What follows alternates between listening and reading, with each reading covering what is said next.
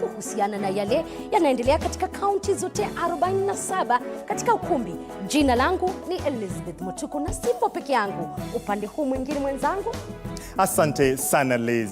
From the broadcasting headquarters of TV47 right here in Nairobi, good evening.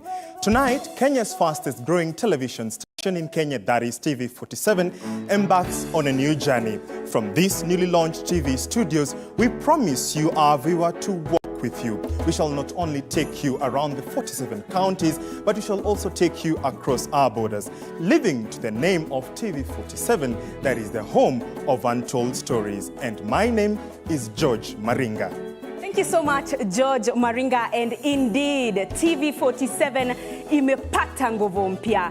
Mtazamaji, asante sana kwa kutuchagua, lakini kubwa zaidi kwa kututeua kama kitovu cha habari za kweli na za kuaminika.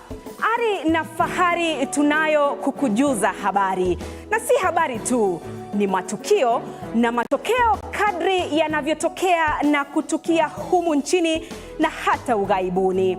Na sio katika ulingo wa kisiasa na spoti pekee, bali pia tunaweka paruwanja masuala katika tasnia ya elimu. Mimi ni Andrin Kilemi. Asante sana mwanahabari mwenzangu Andrin Kilemi. I want to take this opportunity to thank our loyal viewers who have stood with us from the very beginning. They have loyally watched us, our wholesome programs, as well as news. And we want to say we don't take that for granted. Asante sana. My name is Eric Munene. Well said, Eric. We have grown together. And today, this more credible and trusted media station moves to a whole new level. Quite literally promising you factual, timely and comprehensive coverage. My name is Linda Alela. Mtazamaji, kile ambacho umekuwa ukikitafuta miaka nenda miaka rudi katika sekta ya wanahabari hatimaye umekipata. Kwani jungu la TV47 limepikwa likapikika, limeiva tayari kuliwa. Limeandaliwa na wanahabari waliobobea katika safu ya utangazaji kote nchini. Jiunge nasi kila siku kuanzia saa 1 hadi saa 2 katika taarifa zetu kwa lugha ya Kiswahili, na weekend inapofika mambo wazi wazi tunakupatia taarifa zetu live kutoka katika studio zetu. Masuala ya tumbo joto, burudani, nakshi yote, ngoma iko ndani ya TV47. Mimi Mwanaisha Chizuga. Nami jina langu ni Moige William. It has been 4 huge great years, and despite challenges, we have made huge strides to become one of the most recognized media in the region, and we have received numerous accolades from viewers. Especially through the Communications Authority of Kenya's flagship initiative, the Kuza Awards, which recognize and fit excellence in broadcasting. In 2023, TV47 won the Gold Award in the Commercial Free-to-Air category. This is not a jack of all trades. This is Dennis Otieno, a master of sports and general news. Shabash, ndo mwanzo mkoko unaalika maua hapa ndani ya TV47. Tuko ange kabisa kuangazia taarifa kutoka kaunti 47. Usisahau tuko na wanahabari ambao wamebobea katika masuala ya utangazaji kutoka kaunti hizo 47. Tutaangazia masuala ya afya, vile vile tutaangazia teknolojia. Wanakwetu wananiita Joash Onsare. Shukran sana, Joash. And from these new studios and elsewhere in Kenya, Africa and beyond the continent, we promise to keep on telling the untold stories. We also promise to strengthen this bond by always placing the interests of you, the viewer, at the center of our work. We shall experience great strides together, share ideas and experiences, as well as seek to find solutions to the problems facing our precious communities. My name is Grace Kuria Kanja. Thank you, Grace.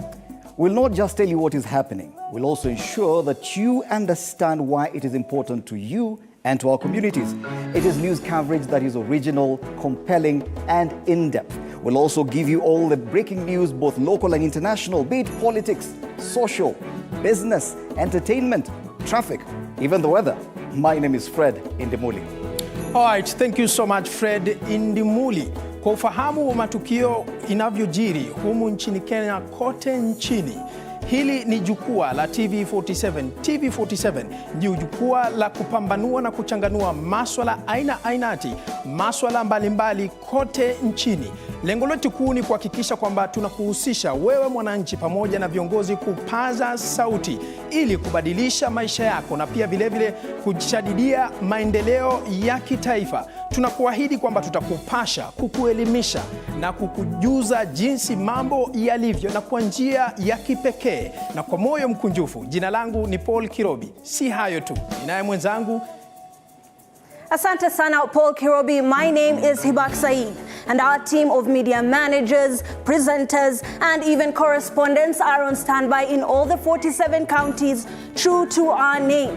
Whatever your hustle may be, we delve into the details of every business model to bring you the latest in the world of commerce.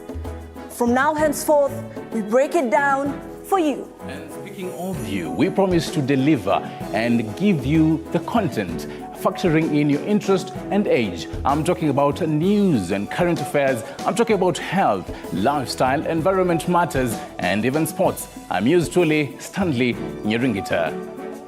Dear viewer, we remain available for you on both terrestrial and online platforms. You can find us on DSTV channel 268, GoTV channel 20, Pang, Signet, Bamba, Zuku, as well as our very own digital website, tv47.digital. Also, interact with us on our social media handles, TV47 News on Twitter, TV47 Kenya Facebook, TV47KE on Instagram, as well as on TikTok.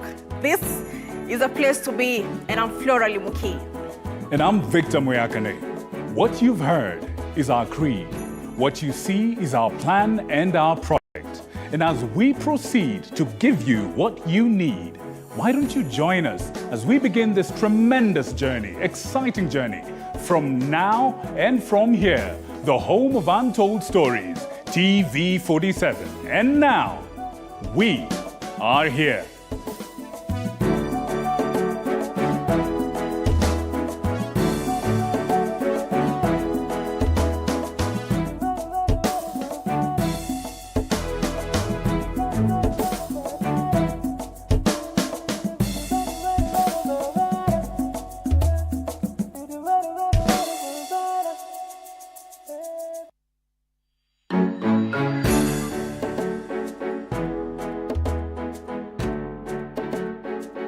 That will be hitting your screens and presenting to you the most trustable, the most real, and of course making it clear that we are still your home of untold stories. Well, I know wherever you are from different parts of the country, from Kisumu to Nairobi, from Lamu to Changamwe, from Embu to Meru, from Kirinyaga, all into all the beautiful slums of Kenya, you know now where to catch your most trustable news. Ladies and gentlemen, is there a face that you have seen that you like? Remember, the hashtag is Upya wa Kipekee.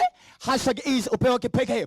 Twitter's hashtagers. And of course, we'll be here to serve you from honors. Did you also see our studio? What did you think about it? Now we're no longer a small boy. We are the big boy in town. We are TV47. So ladies and gentlemen, without taking so much of your time, both in-house and outside, whatever we're watching from different parts of the country, and the ones who are getting us live on different parts of the world. I'm speaking to somebody in Dubai. I'm talking to somebody in South Africa, in Uganda, in Tanzania, somebody in Somaliland, somebody in Juba, and of course, somebody in my other house in Atlanta, Georgia, Smyrna. Of course, karibuni sana. Yeah, you just missed a place to clap your hands because of Atlanta. Watu wawivu. Asanteni sana. So now, without taking so much time, ladies and gentlemen, we are privileged to have so many amazing dignitaries that have been here to witness history making, history changing, and of course, a game notch higher. And just to crib it up all, please, it is with a lot of pleasure to invite, to give his maiden speech as our chief guest. Ladies and gentlemen, he is one of the most dedicated gentlemen in the recent past to show interest in the growth of the information industry in a whole. Ladies and gentlemen, the Cabinet Secretary for ICT and Information. How can I forget to just appreciate, celebrate, and welcome on screen our first ever news anchor on the new TV47, Honorable Eliud Owalo. Makofi tafadhali, all of us on our feet.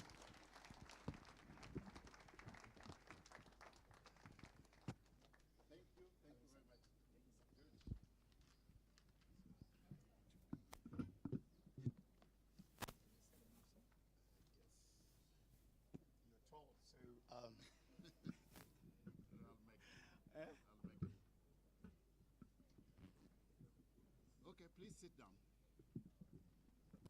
Hope it's going to be loud enough. Yeah, I hope so too.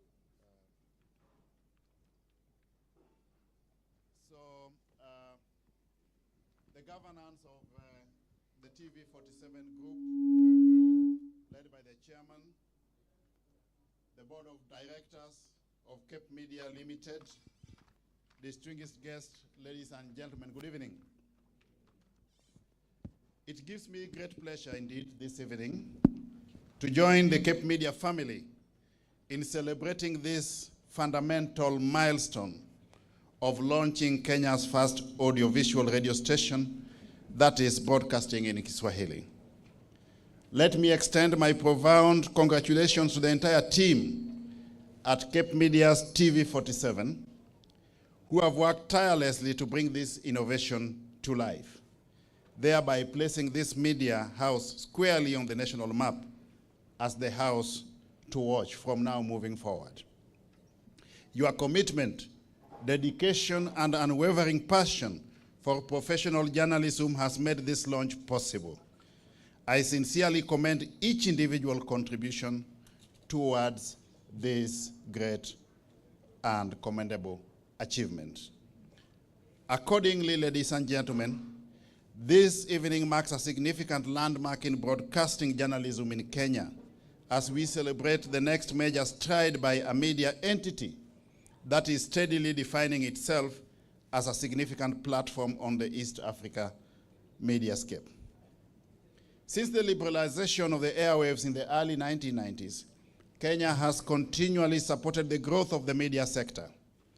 Cape Media unveiled Radio 47, Kenya's first audiovisual urban African Swahili radio station, about 4 months ago. We have also licensed approximately 150 radio stations and 70 TV stations, in addition to numerous dailies and online platforms that provide information to people across our beloved country, Kenya.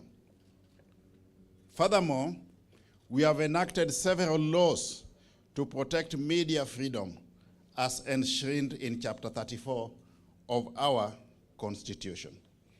I want to assure the media once more that my ministry, my office, is committed to supporting and protecting press freedom. I've said many a time before, ladies and gentlemen, and I want to repeat, that from where we sit as a ministry charged with the fundamental mandate of policy formulation, it is not our role as government to infringe the freedom of the media. All we expect from the media is to adhere to its own means and mechanisms of self-regulation, while in the execution of the mandate, ensuring that there is objectivity, impartiality, with a view to ensuring that all the integral stakeholders we have within that space also exercise their, also enjoy their rights as is enshrined in the Constitution. Television is a powerful medium, ladies and gentlemen, capable of reaching millions of households and shaping public opinion. It has the ability to inform, educate, entertain, and most importantly, serve as a watchdog for our democracy. This is tremendous and influential power in national agenda setting. However, with great power also comes great responsibility. I therefore call upon you, and all other media houses for that matter, generally, to be mindful of the impact of your content on society. We expect responsible journalism. Responsible journalism is not only about what you consider to be the facts that you report, or how accurately they are reported. It is also about the ethics of considering the consequences of the images that you beam to the public and the passions you fill them up with. What is the end game of your report?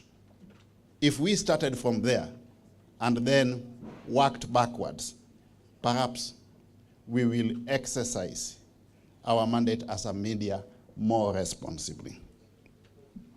I therefore urge the media to embrace responsible self-regulation and the highest standards of journalism, professionalism, right from hiring and training to practice. Through self-regulation, the media can build trust with the public and ensure that their reporting is fair, unbiased, and objective. By acting responsibly, ladies and gentlemen, the media can safeguard its own credibility and maintain the public faith in their work. But the question may be asked, how many people working in journalism today are truly journalists? Is proliferation of the space by celebrity socialites in the garb of journalists part of the challenge?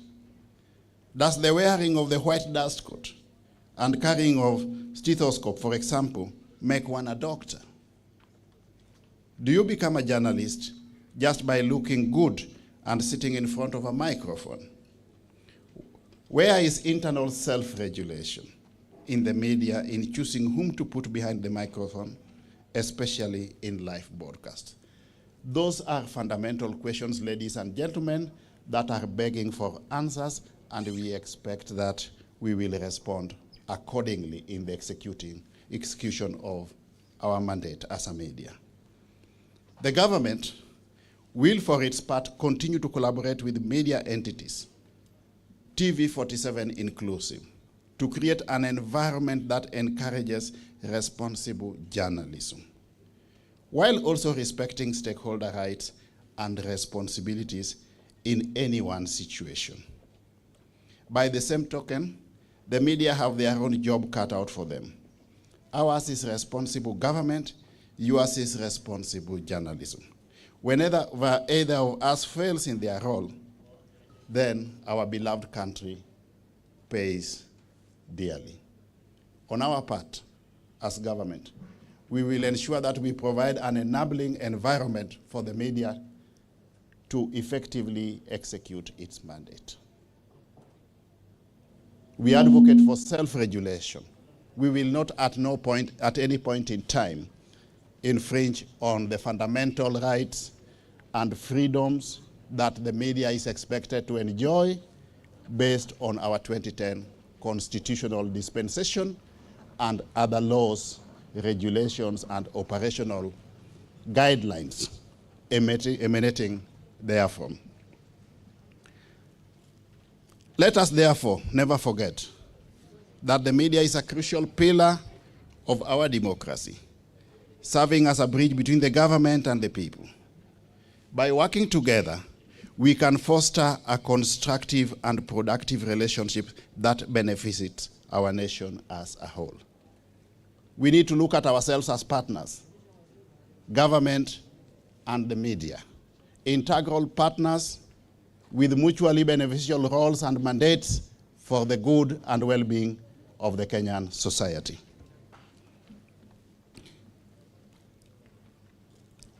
Let us therefore never forget that the media is a crucial pillar of our democracy, serving as a bridge between the government and the people. So we look forward to working with you to foster that constructive and productive relationship that benefits our nation as a whole. As government, we are acutely aware of the challenges faced by legacy media. In an era of rapid technological advancements, where news is often consumed through digital platforms, TV47 is adapting to the changing landscape while staying true to its core mandate and core values. With this relaunch, ladies and gentlemen, we should witness a fusion of traditional broadcasting and cutting-edge digital innovation. I've said before and I want to repeat, that the only thing that will enable you survive in the operational environment in this era of cutthroat competition is your level of creativity and innovation, strategic agility and maneuverability. That is the critical success factor for all media houses, TV47 inclusive. Legacy media organizations are tasked, ladies and gentlemen, to operate in what is often a libertarian digital space while also upholding their core values and maintaining their dignified place in the media scape. You must therefore find innovative ways to adapt to the changing preferences of audiences who now have an abundance of choices and access to information, literally at their fingertips, at the press of a button, while also remaining respectable gatekeepers and watchdogs at the doorway of public information. The operational environment you find yourselves in as a media is quite different from what was obtaining 10 or even 20 years ago. Fundamental changes have taken place in that operational environment, and therefore it is incumbent upon you to adapt to the changes that have taken place to become relevant or to remain relevant. If anything, you should be ahead of change. You should be proactive to the extent that you are able to anticipate what changes are going to take place in this space tomorrow, so that you put in place a risk mitigation framework for purposes of success moving forward. Furthermore, ladies and gentlemen, legacy media houses will face the challenge of sustaining financial viability in an era where digital advertising and revenue models have reshaped the industry. We must tweak our business models. We cannot continue with the old business model. We can't be static in the face of these fundamental changes. You must therefore find ways to generate sustainable revenue streams. You must diversify your revenue streams. Don't over-rely on the traditional revenue streams. You must strike a balance between digital and traditional platforms and invest in the necessary technological infrastructure to remain competitive, as Cape Media has done today. And for that, I want to highly commend Cape Media. However, ladies and gentlemen, it is also important to note that despite these challenges, legacy media organizations bring with them a wealth of experience, expertise, and trusted international brands that cannot be easily replicated.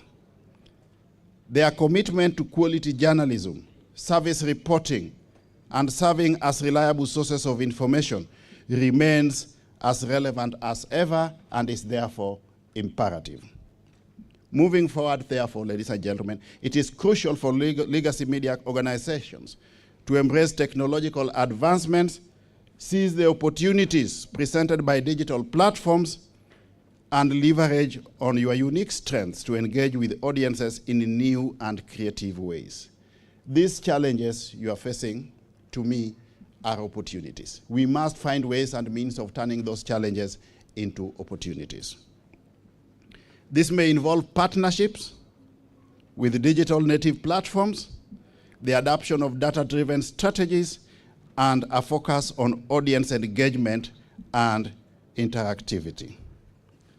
As the Cabinet Secretary charged with the functional mandate of information, communication, and the digital economy, ladies and gentlemen,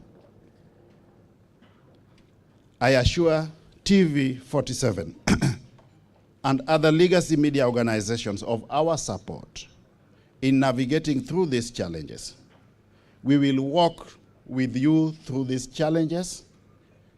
We will ensure that where our support is needed, we remain ready and available. We will be consultative in all that we intend to do.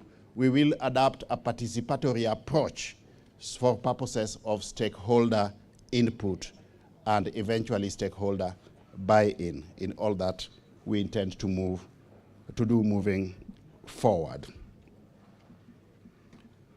We recognize the importance of preserving the diversity of media voices and ensuring healthy and sustainable media ecosystem.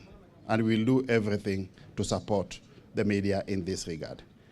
In addition, ladies and gentlemen, I want to encourage TV47 to embrace diversity and inclusivity in its programs. Our nation is rich in cultural heritage, and it is through the media that we can celebrate and promote our diversity. By giving a voice to the marginalized, the underrepresented, and the unheard, TV47 will not only inform but also empower communities across the nation, living up to its mantra of being the home of untold stories. In conclusion, ladies and gentlemen, I once more want to congratulate TV47 on this momentous occasion, this fundamental milestone. Your quality, commitment to journalism, and your dedication is highly commendable. I have no doubt that the revamp of the TV47 studio will usher in a new era of excellence, integrity, and professionalism in broadcasting in Kenya.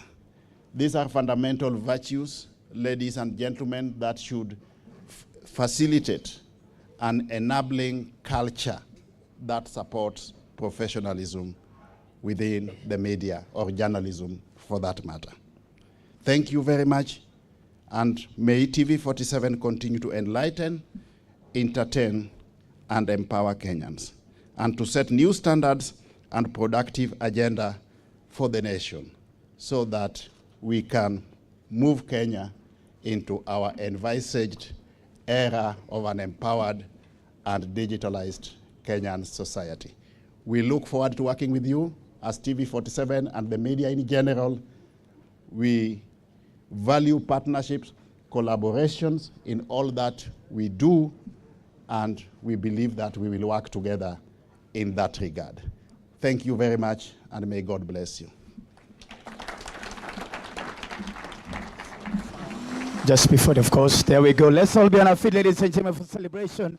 Wapi makofi for that, ladies and gentlemen. Let me have some Cape Media noise. Beautiful, beautiful, beautiful.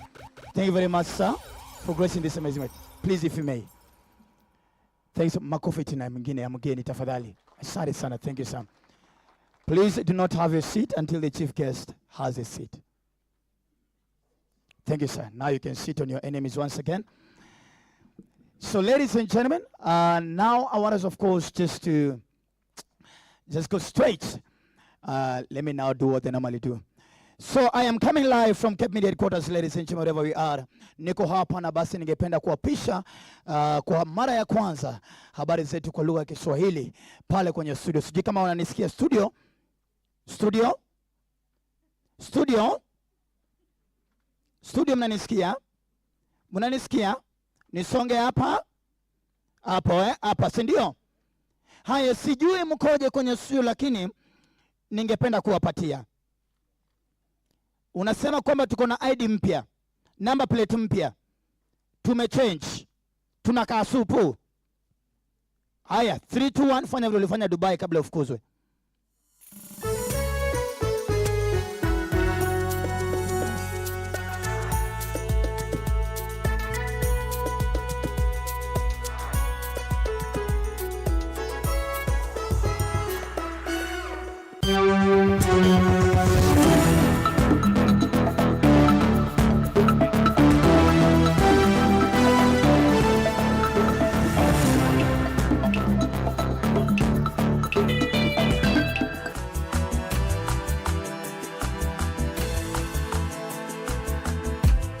Asante sana Daktari Ofweleke na vilevile Waziri Owalo kwa kurusha kipenga upande huu wa pili, na ni tarehe 18 mwezi wa 7 mwaka 2023, nikitumai kwamba umzima popote pale ulipo. Hujambo na karibu katika upya wa TV47 kwenye upya wa kipekee. Ni kujuze yale ambayo yamejiri katika kaunti zote 47, lakini kabla ya hilo niruhusu tupokee vidokezo. Baadhi ya taarifa tulizokuandalia katika upeo wa TV47. Mrengo wa Azimio wasisitiza kuwa maandamano yatafanyika hiyo kesho. Everyone associated with this party and the ongoing protests have had their security withdrawn. Baadhi ya Wakenya wakashifu mpango wanaazimio kuendelea na maandamano. Tunajua economy ni mbaya na hamuna pesa ya kununua unga, lakini pia tunataka kuwaambia that is not the right way ya kutafuta unga. Na kwenye makala ya ukumbi wa siasa tunaangazia safari ya ugatuzi. Devolution is not a dream now, it is a reality.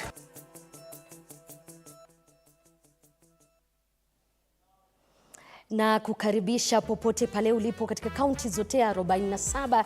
Jina langu ni Elizabeth Mtuko. Kwenye meza ya lugha ishara yupo Catherine Simalowe. Unawasiliana nasi kwa 22047.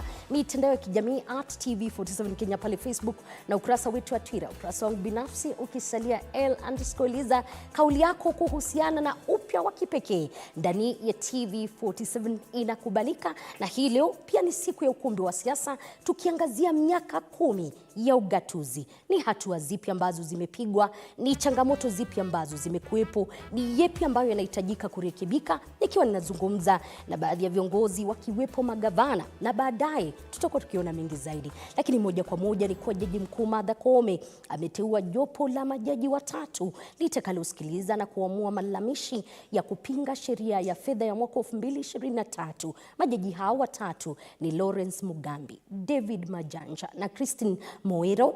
Jopo hilo likiongozwa na Jaji Majanja linatarajiwa kudadavua zaidi kesi iliyowasilishwa na seneta wa Busia Upya Mtata kuhusiana na sheria hiyo ya fedha ya mwaka wa 2023. Sio Mtata tu, kumekuwepo na Mkenya mmoja ambaye aliwasilisha vilevile kupinga pendekezo la kupinga kutekelezwa kwa sheria hiyo ya fedha.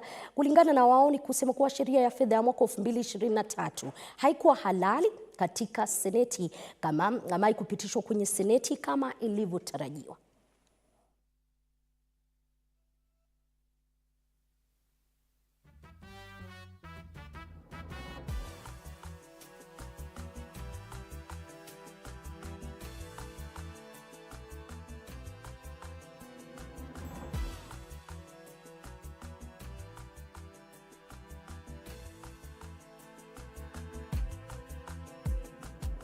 Katika taarifa nyingineo ni kuwa muungano wa Azimio One Kenya umekashifu vikali kuondolewa kwa walinzi wao na serikali, wakisema kuwa wanaonewa kisiasa na kuwa kile ambacho kimetendeka ni kinyume cha sheria na hakistahili kutendeka katika demokrasia ya Kenya. Vilevile viongozi hao wamesema kuwa watakuwa wakiwasilisha malalamishi yao katika mahakama ili kuweza kuangaziwa katika hilo. Vinara wa muungano wa Azimio wamekashifu serikali kwa kuwanyang'anya baadhi ya viongozi wa mrengo huo walinzi, akiwemo kinara wao Raila Amolo Odinga. Everyone associated with this party and the ongoing protests, including the Honorable Raila Amolo Odinga, the Honorable Stephen Kalonzo Musyoka, the Honorable Martha Karua, the leaders of minority, and a host of Azimio governors and members of parliament have had their security withdrawn. Muungano huu umesisitiza kuwa msimamo wao wa maandamano ya hapo kesho bado upo na hawana nia ya kubadili mipango yao hadi pale serikali itakapokuwa inasikiliza kilio cha Wakenya. Huku wakishtumu polisi kwa kutumia nguvu kupita kiasi kwa waandamanaji, kinara mwenzo wa muungano huu Martha Karua amekemea serikali ya Kenya Kwanza kwa madai kuwa haiwasikizi Wakenya wanaozidi kuumia kwa gharama ya juu ya maisha. Appeal to them to resist being used to provide cover to tribal militia that kills people in the name of policing. A time comes when all the crimes will be answered for by everyone involved. Kwa upande wake kinara wa chama cha Wiper Kalonzo Musyoka ametaja kuwa baadhi ya viongozi wa mrengo wa Kenya Kwanza wameunda njama ya kutatiza maandamano ya Azimio hapo kesho kwa kutumia kikosi maalum kilichobuniwa kinyume na sheria. Members wear civilian clothes. They travel in groups of 5 people from one ethnic community. They are heavily armed with lethal weapons. This is a group that last week killed people in Kamukunji, Mlolongo, and Jogoo Road. Kulingana na viongozi wa mlengo wa upinzani, Maandamano haya yatakuwa yanatekelezwa kwa siku 3 mfululizo, na sasa wamewataka Wakenya kueneza amani baina yao wanapokuwa wakiandamana wiki hii. Jackson Chacha, runinga ya TV47. Asante sana Chacha kwa taarifa hiyo. Tukisalia katika masuala ya maandamano ya muungano wa Azimio One Kenya, ni kuwa muungano wa wafanyabiashara wa Nairobi pamoja na wale wa kaunti ya Murang'a na Laikipia wameomba serikali kulinda biashara zao dhidi ya waandamanaji wenye vurugu wanapopania kuandaa kupinga gharama ya maisha humu nchini Jumatano hadi Ijumaa. Vilevile wafanyabiashara hao wamesema kuwa walisajili mapato ya chini kwenye biashara zao kufuatia maandamano ya awali, dhamani ya zaidi ya shilingi milioni 700 mali yao zikiharibiwa katika maandamano hayo, sasa wakitaka serikali zaidi kuweka usalama wa kutosha. Tunajua economy ni mbaya na hamuna pesa ya kununua unga, lakini pia tunataka kuambia that is not the right way ya kutafuta unga. Sio lazima ati wewe kutafuta unga lazima maisha yangu ikuwe ngumu. Duka yangu ukikuja kuharibu, sikumaanisha kesho utaenda kwako nyumbani ununue unga shilingi 10. Kama kesho kuna maandamano, sitafanya kazi yangu. Watoto wangu wananitegemea. Sasa tukiabua Azimio wanakuja maandamano, sisi tutakula wapi? Unga haitateremuka. Kama unga ni 200 ni 200. Na huyu president wetu apewe heshima. Kama Raila anataka chakula ishuke, ambie watu wakaandamane kwa mashamba, wakalime. Hiyo ndio itatuma chakula ifanye nini? Ishuke. Kwanza kuna bunge, kuna ile institution concerned, kama ni koti, kama ni iko bunge, iko senate. Mambo ya kuongea ndio mambo ambayo ni mzuri. Tuketi, tuongee, tusemezane, tutumie institution ambazo ziko kama ni bunge na senate, na taifa letu litaendelea mbele. Lakini tusiharibu Kenya kwa kufanya maandamano ya fujo. Tujikeep busy. Kuna pesa yenye imetolewa ya Hustler Fund, kuna pesa ya Youth Fund imetolewa na serikali ya Honorable Rigathi Gachagua na Rais William Ruto, na pesa iko kwa wingi. Tujitokeze na tuwape muda. Makazi yetu mmerorongano ikiingia, biashara zetu ndio inapotea. Ningeomba sana hiyo yote iishe na serikali ijue vile itaisha, kwa sababu mwananchi wa kawaida hakuna chochote anaweza kujifanyia kwa sababu tumechagua serikali.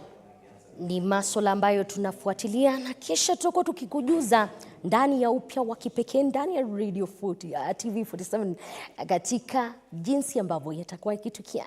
Na shirika la maendeleo ya wanawake sasa limemtaka Rais William Ruto na kiongozi wa upinzani Raila Odinga kukubali mazungumzo ili kuepuka visa vya mauaji na uharibifu wa mali ya kila mara, wakiwataka viongozi hao kuhusisha njia za mazungumzo ili kuepuka gharama ya maisha. Zipora Kitoni ni mwenyekiti wa muungano huo. We firmly believe that this baby called Kenya, we have always said, cannot be cut into two. This baby must remain one, alive and thrive, regardless of the challenges we face as a nation. We hear you, sir. Your voice is influential, Baba. And we firmly believe that Kenyans will listen to you even with or without demonstrations. They hear you. We humbly request you, sir, that you reach out to the President for dialogue, as it is the only way to navigate the challenges at hand and going forward for this nation. We say this with great humility. It is for this reason, Your Excellency, sir, we once again humbly request you to consider also, we in Maendeleo feel a national dialogue to look at these issues would be useful, Your Excellency, sir. We know you've put women in your cabinet, but bring more women on the table. Maendeleo is available to share with you the real issues and what we think are the solutions for this nation. It's only the mother who knows the pain of losing a child. And Mr. President, we are sick, we are paining, and I'm sure you've heard the cries of these mothers. Na bila shaka mpenzi mtazamaji, ni wakati wangu wa kuchukua mapumziko kidogo, lakini kabla sija kwenda, niruhusu nisome habari, sio vile habari bali vile yale ambayo umetutumia katika arafa zetu na vile vile kwenye mitandao ya kijamii. Kuna wale wanasema ilivyo kwa sasa, anaitwa Lucky, anasema ilivyo kwa sasa ni kwamba TV47 itatamba zaidi ya runinga zote humu nchini. Asante sana Kimani, anasema ninafurahia zaidi kila mmoja kujiunga nasi, kikosi kipya kimeimarika. Na wa mwisho ni Meshi ambaye anasema zaidi ya yote hawa ndio wanahabari tajika ambao tulikuwa tunatarajia kuona ndani ya TV47. Sisi tunazidi kusema ni upya wa kipekee, lakini usicheze mbali, nikirejea nitakuwa nikiingia katika kaunti mbalimbali kuweza kuwasikia wanahabari wetu yale ambayo wameandaa.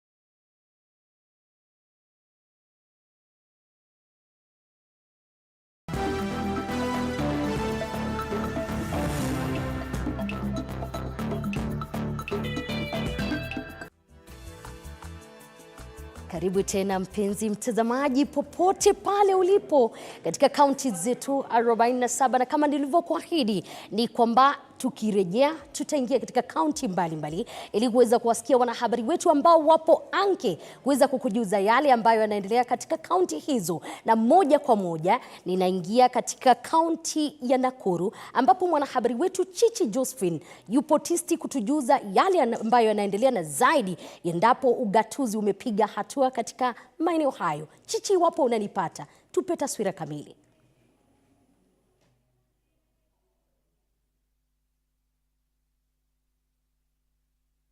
Kaunti ya Nakuru, na sasa hivi niko katikati mwa mji wa Nakuru ambapo hali ni shwari hadi sasa, wakati ambapo Azimio la Umoja hapo kesho linaandaa kuweza kuanzisha misururu ya maandamano yao. Hivyo basi elewa kwamba kaunti ya Nakuru kama mara ya kwanza wakati uliopita iliweza kuingia kwenye maandamano, ambapo tuliweza kuona mengi ambayo yaliendelea, na mengi zaidi nieleke kwamba Azimio la Umoja linasema kwamba maandamano yao ni ya kushinikiza serikali ili kuweza kuwajibika, lakini cha mno zaidi ni kueleza kwamba kaunti ya Nakuru ama jiji la Nakuru liko shwari hadi sasa. Hali ni salama na kila kazi ama biashara zote zinaendelea, ila hivyo nitakuwa tu nikizungumza na wakazi kwa sekunde chache sana wanieleze iwapo hapo kesho wakati ambapo wengi watakuwa wakitokea ili kufanya maandamano ya Azimio la Umoja, iwapo wao wanaona kuna haja yoyote kutokea ama vipi. Nitanguliza na wewe Bwana Ole na Siku, nieleze wakati ambapo Azimio inaandaa misururu ya kufanya maandamano hapo kesho, je, mtazamo wako kuhusiana na maandamano ya kesho unakaa vipi? Hakika ni jambo ambalo ni la kutupatia wasiwasi kidogo, kwa sababu tunaona kwamba katika mji wa Nakuru kuna tumbo joto sana kuhusiana na siku ya kesho. Na pia ningependa kuambia viongozi na Wakenya wale walio katika mrengo wa Azimio na pia katika Kenya Kwanza ni ya kwamba vita wakati mwingine wakati napokuja huwa ipigi hodi. Tunakumbuka kwamba tarehe 6 mwezi wa 4 mwaka wa 1994 katika nchi ya Rwanda ilikuwa tu siku kama ya leo, tukitazamia siku ya kesho, na inaonekana kwamba ilikuwa inaonekana kama ni siku ya kawaida, lakini siku iliyofuata watu zaidi ya 80,000 waliuliwa.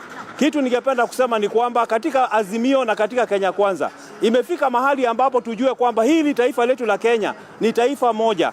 Wakenya milioni 50 wanahitaji kuwa na umoja. Jambo ningependa kuambia ni kwamba sisi tunaomba amani katika nchi ya Kenya, na yale mazungumzo yaliyokuwa yameanzishwa hapo awali bipartisan talks, tafadhali hata namuunga mkono seneta wetu, waziri wetu Murkomen, ambaye amesema ni kwamba ni vizuri kwa sababu Azimio hawasemi wanataka handshake, ya kwamba turudi katika meza ya kuzungumza ili tuweze kuwa na amani. Kwa hivyo mimi ombi langu ni kwamba tukifuata ule uongozi wa gavana wetu Susan Keheka, tuweze kutilia mkazo amani katika kaunti ya Nakuru, amani kwa sub-county zote 11 katika mji wetu, na tuweze kupeuza kwamba kusiwe na kikundi hiki kitaleta watu, kikundi hiki kileta watu wengine, kwa sababu Nakuru tumeona vita katika 2003 watu waliuliwa pale Kimathi Flamingo, 2007 2008 watu waliuliwa wengi. Tutaki kurudi katika kipindi hicho. Kwa hivyo amani, amani, amani.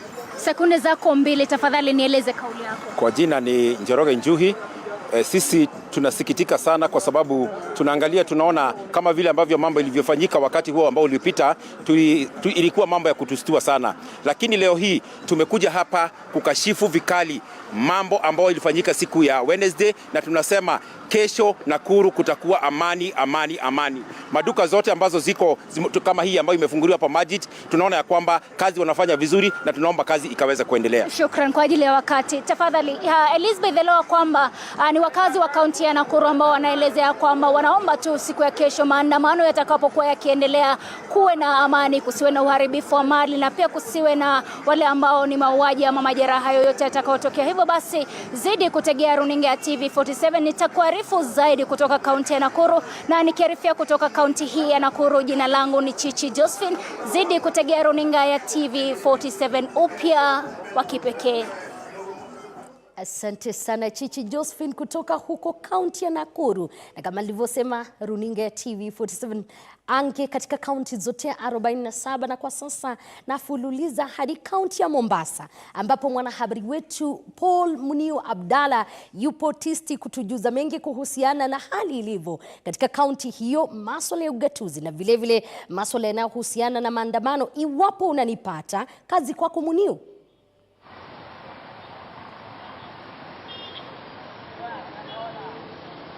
Naam, asante sana Elizabeth Mutuku. Abdalla, nimelipokea vizuri.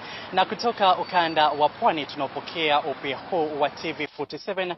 Bila shaka ni upya wa kipekee. Tumeukaribisha, tumeupokea na vile vile tumeweza kukumbatia na uzidi kuweza kukanyangia hapo. Na bila shaka tulikuwa tumeusubiri upya huu kutoka kaunti hii ya Mombasa, hususan kaunti 00 namba 1, kaunti ambayo inajulikana ya vijiji vilivyojaa tamaduni tofauti na miji ya kitalii. Na siku zote tunasema kwamba kiingiacho mjini huwa si haramu. Na hata hivyo tunasema kwamba chochote akiingiacho mjini usiruke nacho. Kitege utakinasa, kwani sisi ndisi. Na hapa TV47 mimi na mpiga picha wangu Brian Barasa tutazidi kuweza kuletea baadhi ya taarifa na yote ambayo yanachipuka kutoka ukanda huu wa Pwani, kaunti ya Mombasa. Niweza kukutaarifu tu kile ambacho kimeweza kutokea katika kaunti hii, tukisubiria kesho kuwepo na maandamano yaliyoratibiwa na muungano wa Azimio la Umoja ukiongozwa na kinara wake mkuu Raila Odinga. Waliweza kutangaza kuwa kutakuwepo na maandamano, na kile ambacho kimeweza kushuhudiwa siku ya leo ni kuwa kumekuwepo na mkutano wa baadhi ama vikundi tofauti. Kikundi cha kwanza kilikuwa ni vuguvugu la wale ambao tunawaita wanaharakati wa kutetea haki za kibinadamu. Walikuwa wameita mkutano, wakasema kwamba kesho kutakuwepo na maandamano. Wakasema kwamba lakini yatakuwa ni maandamano ya amani na maandamano ambayo yatakuwa ni kutembea tu, bali hakutakuwa na purukushani ama heka zozote. Na kile ambacho vile vile waliweza kukashifu asasi za usalama kwa kuweza kuondoa ama kuwaondolea ama kuwapokonya wale vinara wa Azimio, wale walinzi wao. Kando na hayo, kulikuwepo na mkutano mwingine wa baadhi ya wabunge kutoka eneo hili ambao walikuwa wamekutana katika eneo la Mama Ngina, na wakaweza kusema kuwa kesho vile vile watakuwa wanajitokeza kufanya yale maandamano. Na kando na hayo vile vile kulikuwepo na baadhi ya viongozi wa mrengo wa Kenya Kwanza ambao walikuwa na hafla hapa jijini Mombasa, na wakaweza tu kutaja mawili matatu kuhusiana na swala nzima la maandamano hapo kesho. Upande huu na upande huu wote wanavuta tofauti, lakini yote tisa tutaweza kurejea na tuweze kutulia na tuweze kuona kile ambacho kitakuwa kikitokea siku ya kesho. Jumatano iliyokuwa imepita tuliweza kuona ulinzi mkali ulikuwa umeimarishwa katikati mwa mji huu wa Mombasa. Tukaweza kuona maafisa wa polisi wakirusha vitoa machozi kuwatawanya, lakini cha msingi ni kuwa hakukuwepo na machafuko, hakukuwepo na majeruhi yoyote ambayo yaliweza kushuhudiwa. Kwa hivyo kesho ni ngoja tu tuweze kuona iwapo shughuli zitaendelea kama kawaida ama shughuli zitakuwa namna gani. Kwa hivyo kutoka upande huu na kwa niaba ya mpiga picha wangu Brian Barasa, tunasema kwamba endelea kutazama TV47 na tumeweza kukaribisha upya huu. TV47 ni upya wa kipekee. Jina langu ni Paul Monio. Kwako Liz. Asante sana Paul Munio, na bila shaka upya wa kipekee unaendelea sio kutoka jimbo la Mombasa ama kaunti ya Mombasa. Sasa tunaingia katika kaunti ya Kakamega ambapo mwanahabari wetu Violet Auma yupo pale kutujuza jinsi hali ilivyo, masuala yanavyochipuka kutoka upande huo, na zaidi kutuelezea endapo maandamano yamepangika kule ama kuko namna gani. Endapo unanipata Violet, na kupa usukani.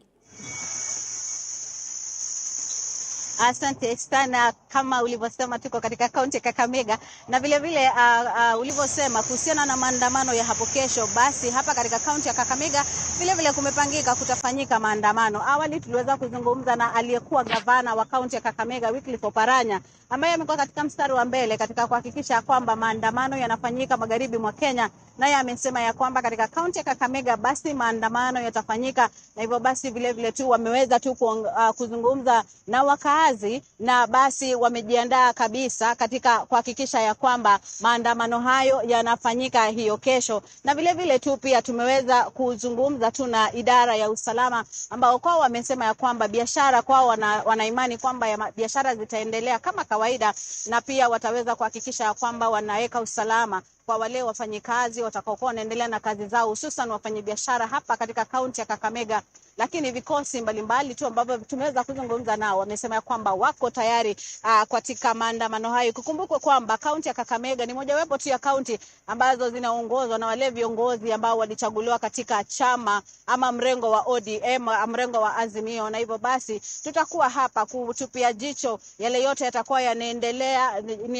Katika juma lililopita tu tuliweza kuona aliyekuwa gavana wa kaunti ya Kakamega Wycliffe Oparanya, vile vile kinara wa Kipekee Eugene Wamalwa na yule wa Roots Party wa Jakoya wakiongoza tu maandamano hapa katika kaunti ya Kakamega, na tunatumai ya kwamba mambo kama hayo vile vile tu yataweza kushuhudiwa juma hili, kama vile walivyosema ya kwamba itakuwa ni siku 3 za maandamano. Lakini yote tutatupia jicho na tutaweza tu kueleza wakaazi na vile vile wasikilizaji wetu na watazamaji wetu wa TV47 yale yote yatakuwa yanajiri hapa katika kaunti ya Kakamega. Kutoka hapa kwangu mimi sina la ziada. Naitwa Violet Hauma na hapa ndipo Upya wa kisasa, Upya wa sawa. Violet, ulivyosema ni upya wa kipekee, na katika kaunti hiyo ya Kakamega tutakuwa tukisikia mengi kwa upya wa aina yake. Lakini kwa sasa ninaarifiwa na mwelekezi wangu sistahili kukoma kwenda kwenye counties ama kwenye kaunti mbalimbali. Nitaingia katika kaunti ya Kisii. Mwanahabari wetu Kombo Alfayo inaambiwa yupo pale, anazungumza na baadhi ya wananchi kuweza kusikia mengi kuhusiana na runinga ya TV47 na zaidi mipango iliyopo kwa masuala ya maandamano. Iwapo unanipata Alfayo, kipenga kiko upande wako.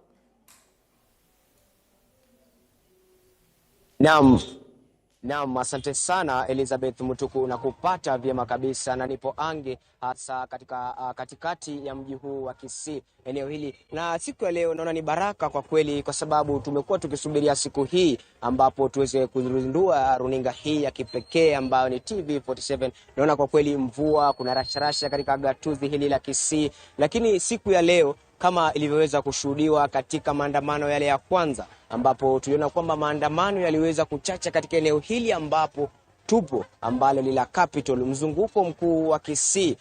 Na vile vile wiki iliyopita tuliweza kushuhudia vile vile maandamano yalikuwa katika eneo hili, maeneo ya Kichinjio, maeneo ya Mwembe, Mashauri ukielekea upande wa huku juu. Maandamano yalikuwa yamechacha na hakuna biashara au duka lolote ambalo lilikuwa limefunguliwa katika gatuzi hili la Kisii. Hasa siku ya leo tulikuwa tumeona kwamba watu wengi kutoka asubuhi katika matembezi yetu katika mji huu wa Kisii na pita zetu, wengi wamekuwa na hofu. Wengi wakati mazungumzo yao unaona kwamba wengi wamekuwa wakifanya wakinunua bidhaa ambazo watakuwa wanatumia kwa siku hizi 3 katika maduka mbalimbali, wakinunua mboga zao. Lakini ukiangalia kwamba siku ya leo kumekuwa na utofauti na siku zingine zile zote. Hasa siku ya leo nimeona kwamba ilipofika mida ya saa 11, wachukuzi wengi wale ambao wako na vibanda vile vya mbao ambao walikuwa wametengeneza hapo awali vilikuwa vimetumiwa katika kuwasha mioto katika mabarabara, tuliona kwamba wengi waliweza kuficha vile vibanda vyao na kufunga maduka yao mapema kabisa. Kwa kweli Elizabeth Mutuku, wengi wana hofu katika gatuzi hili la Kisii. Iwapo siku moja waliweza kuona yale, siku 3 je, wataona nini? Ni hayo tu kutoka gatuzi hili la Kisii. Jina langu ni Kombo Alfayo nikiripotia TV47 runinga ya kipekee. Asante sana Kombo Alfayo. Wiki iliyopita tuliona kimbikimbi kutoka eneo hilo, na ninakumbuka ulikuwa kidogo unatokomea kwenye moshi wa vitoa machozi, lakini kesho tutakuwa tukisikia mengi kutoka kwako. Lakini mpenzi mtazamaji, siku zote wanasema mgeni njoo mwenyeji apone, na ndio hivyo. Kabla hajapona kwa mara ya kwanza kwenye upya wa aina yake na upya wa kipekee, Hamed Bahaj atakuwa akituletea mengi katika masuala ya spoti. Karibu sana. Upo namna gani? Mimi nashukuru sana. Swahili yasema na mpira wangu na ucheza kila siku na ubembeleza, leo umeingia goli, mpira gol. Ni yule Bahaj, Simba yule, lakini kichaka tofauti. Kwa mambo ainati viwanjani, kwa mahanja mbwembwe na manjonjo, hapa ndipo kwenye taarifa za michezo. Mimi nasubiri hayo mahanjam yote. Utakuwa ukiniletea kila wakati, nitakuwepo hapa na wengine wetu. Kipenga kitaendelea kulia. Nachukua mapumziko ya dakika kidogo, tukirejea mengi zaidi.